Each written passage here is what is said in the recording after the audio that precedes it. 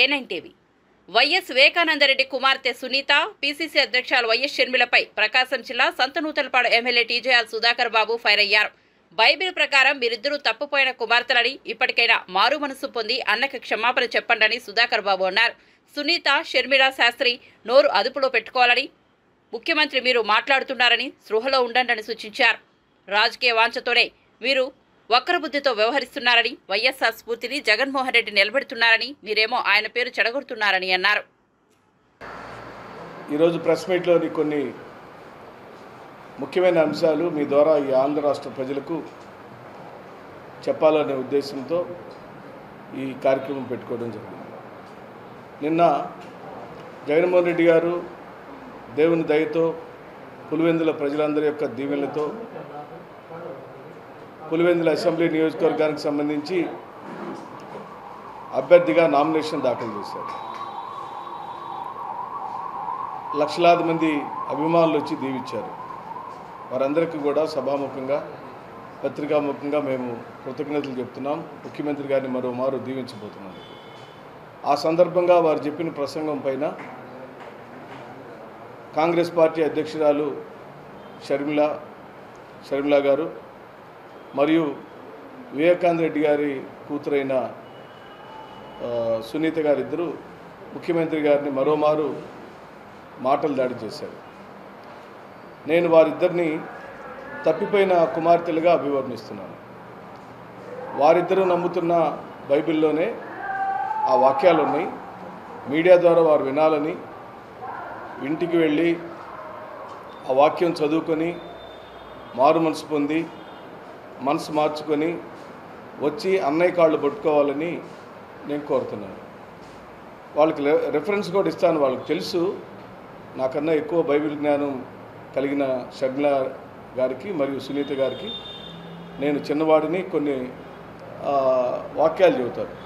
లూకాసు వార్త 15వ అధ్యాయం 11వ వచనం నుండి 32వ వచనం వరకు తప్పిపోయిన కుమారుడు అనే ఒక కథ ఉంది బైబిల్లో.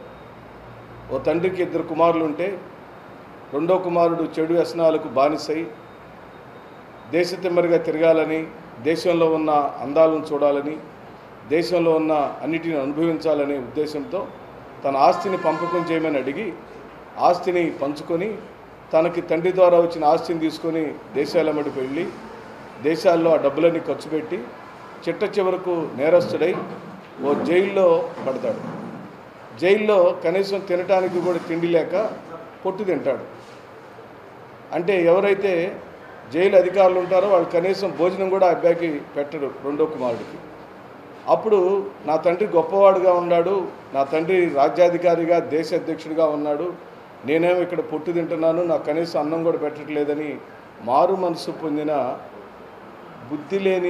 బుద్ధి తెచ్చుకున్న రెండో కుమారుడు, బుద్ధి కోల్పోయిన రెండో కుమారుడు, తండ్రి యొక్క ఎదుగుదలను చూసి ఓర్చుకోలేని కుళ్ళుబోతు రెండో కుమారుడు, దేశంలోని ఆకర్షణలకు గురైన రెండో కుమారుడు తన బుద్ధిని, మనసుని, మార్గాన్ని మార్చుకొని మళ్ళీ తండ్రి దగ్గరికి వెళతాడు.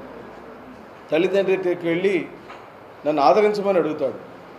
తండ్రి కదా హక్కును చేర్చుకొని మెడ మీద ముద్దు పెట్టి మళ్ళీ రాజ్యంలోకి తీసుకొని తనకి రెండో కుమారుడు హోదాను అలాగే ఉంచిన తండ్రి కథే ఇప్పుడు వరకు నేను చెప్పిన బైబిల్లో ఉన్న కథ. అది 2 కుమారుల మధ్యలో జరిగిన ఘర్షణ, ఓ తండ్రి చేసిన ధర్మం. ఇక్కడ నేను 2 కుమార్తెల గురించి నేను మాట్లాడుతున్నా. ఆ 2 కుమార్తెలు తప్పిపోయారు. వైఎస్ రాజారెడ్డి గారి కుటుంబ వారసులుగా, ఆస్తులకు వారసురాలుగా వేరే వ్యక్తులను పెళ్లి చేసుకొని వేరే కుటుంబాలకు మెట్టినింటికి వెళ్ళిన 2 ఆడవాళ్ళు జగన్మోహన్ రెడ్డి గారనే అసలు వారసుడు, కుమారుడైన వారసుడు, రాజశేఖర రెడ్డి గారి యొక్క ఆశయాలను, సిద్ధాంతాలను ప్రతిరోజు కాపాడుతున్న వారసుడి మీద మాటల దాడి, రాజకీయ దాడి చేయటాన్ని ఈ సమాజం చూస్తుంది. కాబట్టి నేను తోటి సహోదరుడిగా నా సోదరిమణులిద్దరికీ బైబిల్ వాక్యాన్ని మీరు నమ్ముతున్నారు, నేను నమ్ముతున్నాను కాబట్టి వాక్యాన్ని చదవమని వేడుకుంటున్నాను. బుద్ధి మార్చుకోండి అమ్మా, నోటిని కంట్రోల్ చేసుకోండి అమ్మా.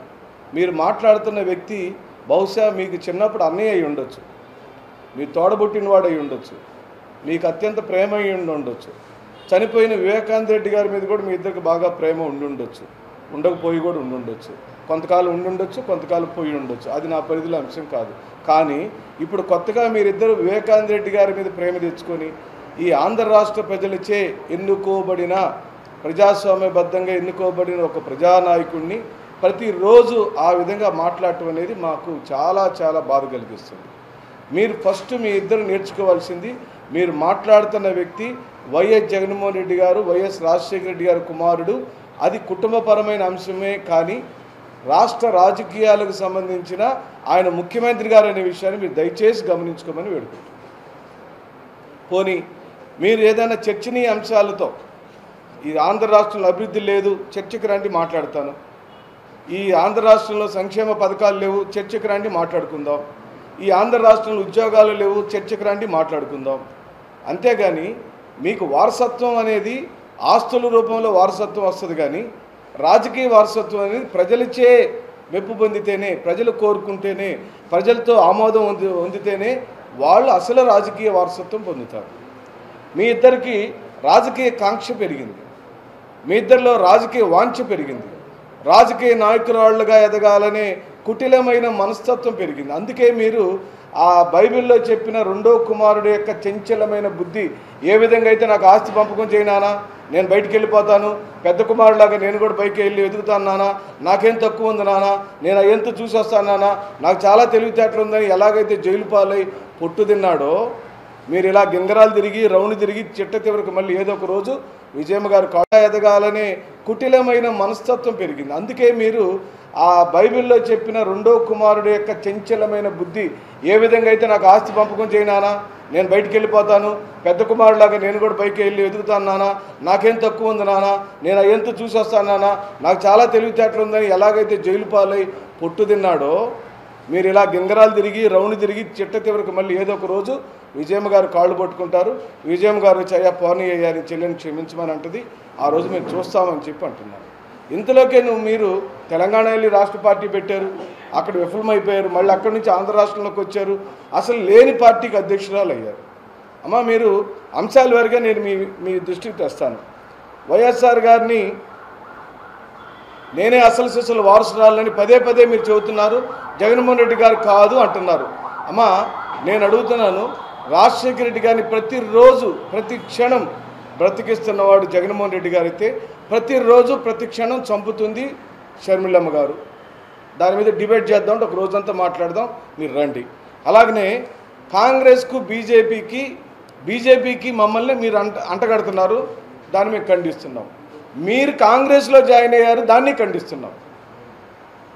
ఏ కాంగ్రెస్ అయితే మీ కుటుంబాన్ని అనగా మన కుటుంబాన్ని జైలు పాలు చేసి కేసులు అక్రమంగా పెట్టి 16 నెలలు జైల్లో పెడితే, అలాంటి పార్టీకి మీరు అధ్యక్షురాలుగా 12 సంవత్సరాల తర్వాత అయ్యారమ్మా. అది అనుమానాస్పదంగా ఉంది.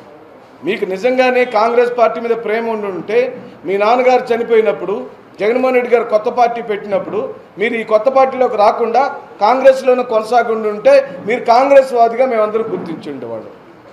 ఇప్పుడు లేని కాంగ్రెస్ పార్టీ వెతుక్కొని భూతార్థం పెట్టి ఎవరు దొరుకుతారంటే మీరు ఒకరు దొరికారు, మిమ్మల్ని వాడుకుంటున్నారు. మాకేం అభ్యంతరం లేదు. బీజేపీతో మాకు సమానమైన దూరం ఉంది. మేము ఏ రోజున బీజేపీ సిద్ధాంతాలతో కానీ, బీజేపీ రాజకీయ వైఖరితో కానీ, బీజేపీకి సంబంధించిన పరిపాలన వ్యవహారాల మీద కానీ మేము మద్దతు పలకలేదు. మేము మద్దతు అది అంశాల వారీగా ఆ రోజున చట్టసభలోకి ప్రవేశించబడిన అంశం మీద మాకు స్పష్టత ఉండి మాకు అంగీకారం అయితే మేము మద్దతు పలుకుతూ వచ్చాం. అలాగనే 12 సంవత్సరాల తర్వాత మీరు కాంగ్రెస్ని భుజాల మీదకి ఎత్తుకున్నారు. ఈ 12 సంవత్సరాలు ఏం చేశారమ్మా? ఎందుకు కాంగ్రెస్ పార్టీలో జాయిన్ అవ్వలేదు మీరు? ఇప్పుడే రాహుల్ గాంధీని ప్రధానమంత్రి చేయాలనే అంశం ఇప్పుడు ఎందుకు గుర్తొచ్చింది? కనీసం 2019లో అయినా గుర్తు రావాలి కదా, 2014లో అయినా గుర్తు రావాలి కదా. ఈ 12 సంవత్సరాల తర్వాత నాన్నగారు చెప్పిన మాట మీకు గుర్తుందా? మరి ఈ 12 సంవత్సరాల కాలంలో ఆ రాహుల్ గాంధీ, ఆ సోనియా గాంధీ గారు పెట్టిన అక్రమ కేసుల మీద మీరు కూడా విమర్శలు చేశారు కదా, మీరు కూడా ఊరు వాడ సోనియా గాంధీని విమర్శించారు కదా, మీరు చంద్రబాబు నాయుడు గారిని తిట్టారు కదా. అవన్నీ పోయినాయమ్మా, అవన్నీ గాలికి పోయినాయా?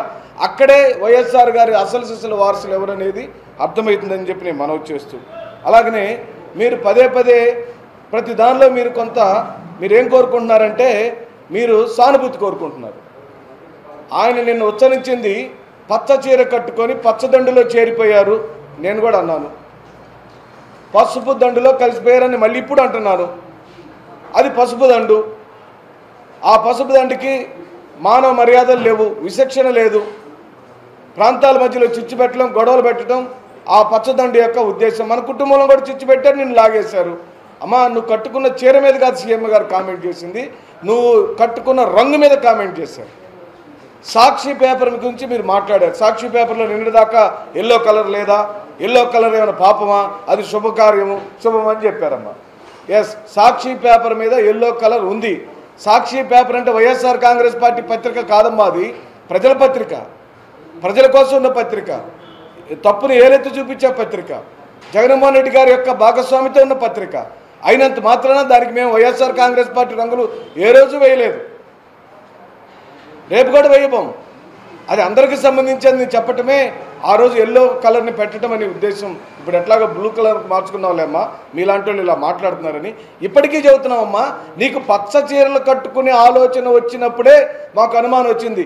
అసలు నువ్వు పార్టీ అధ్యక్షులు కాంగ్రెస్ పార్టీకి కదా, కాంగ్రెస్ కలర్లు కట్టుకుంటే ఆనందపడతాం, కానీ పక్క పార్టీ వాళ్ళు చీరని ఎట్టు కట్టుకుంటావమ్మా నువ్వు? పక్క పార్టీ చీర కదమ్మా, పక్క పార్టీ చీర కలర్ ఎలా కడతావు? అది ముఖ్యమంత్రి గారు చెప్పిన ఉద్దేశమని ఈ మధ్యలో చెప్తూ, అలాగే మీరు విభజన హామీల గురించి బలా మాట్లాడుతున్నారమ్మా. చాలా సంతోషం.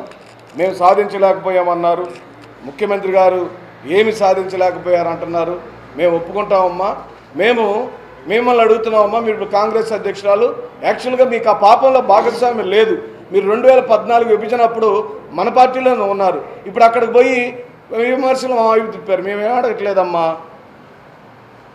ప్రత్యేక హోదా అనే పదాన్ని ఆ రోజు చట్టం చేసి ఉండుంటే ఈ నష్టం లేదు కదమ్మా, ఈ కొట్లాటలు లేవు కదమ్మా, ఈ ఇంత బాధలు లేవు కదమ్మా, నిరుద్యోగులైన పిల్లకాయలందరికీ ఉద్యోగాలు వచ్చాయి కదమ్మా, పరిశ్రమలు వచ్చాయి కదమ్మా. అయినా మీరు అనుకుంటున్నారమ్మా విభజన పాపం కాంగ్రెస్ని ఈ భూమి ఉన్నంత కాలం, అమ్మా బాగా వినండి, ఈ భూమి ఉన్నంత కాలం ఆంధ్రప్రదేశ్లో కాంగ్రెస్ పార్టీ జీవం పోసుకోవటం కుదరదమ్మా.